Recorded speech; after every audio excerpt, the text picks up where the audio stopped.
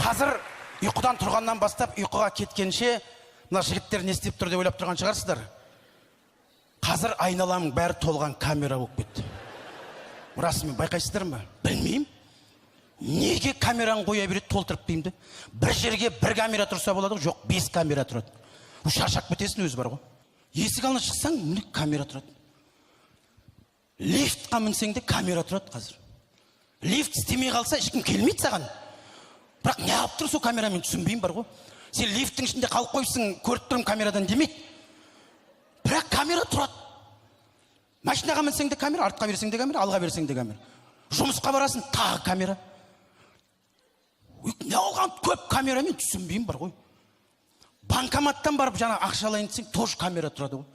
Өз ақшаңды алайын деп жатсың, ұрлап атқан жоқсың. Өз ақшаңды алуға камера тұрап, қарап тұрады ғой, қанша алып атырғаныңды. Бір миллиондап алып атсаң нормально, мақтанып алатын. Бір 50-60 мыңды кәдімгі өзі анадан тығып аласың дейді. Мен таңғаламын, камера көп. Бірақ мен таңғалатыным бар ғой.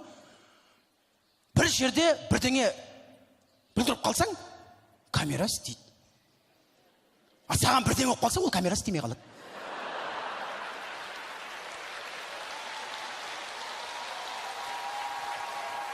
Бір жерде подъездный алда темекі тартып тұрсаң, камера істейді, штраф келіп тұрады. А сол жерде біреу соғып кетсе, ол камера істемейді екен, оказывается. Жолда 80-мен өтіп кетсең, 60. Шот келіп тұрады. А сол жерде бір машина артынан тыңқ десе, именно сол жерде камера істемейді. Короче, өздеріне керек камера істейді, халыққа керек камера істемейді. Жолдың бойын айтсаңыздар, Құдай-ау, нағылған толған камера, мен түсінбеймін. Қазір жолда бар ғой, мен сіздерге айтайын, қалада бар жоқ. Құс ұшпайды ғой, байқайсыздар ма? Торғай ұшпайды қазір, өйткені қонатын жер жоқ. Қазір бос орын тұрса камера қойып тастайды. 10 метр сайын камера. Толған камера, неше түрлі камера, не білмеймін, не түсіріп атырғандарың бар ғой. Енді мен камералардың ішіндегі жолдың бойындағы мына камераны жақсы көремін. Бұл Спанч Боб деп аталады халық арасында.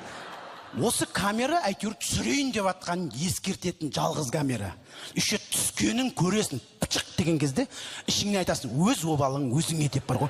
Үші ана сызық болады, бір үш сызық бұдырып деп өтіп кетесің, үші сезесің.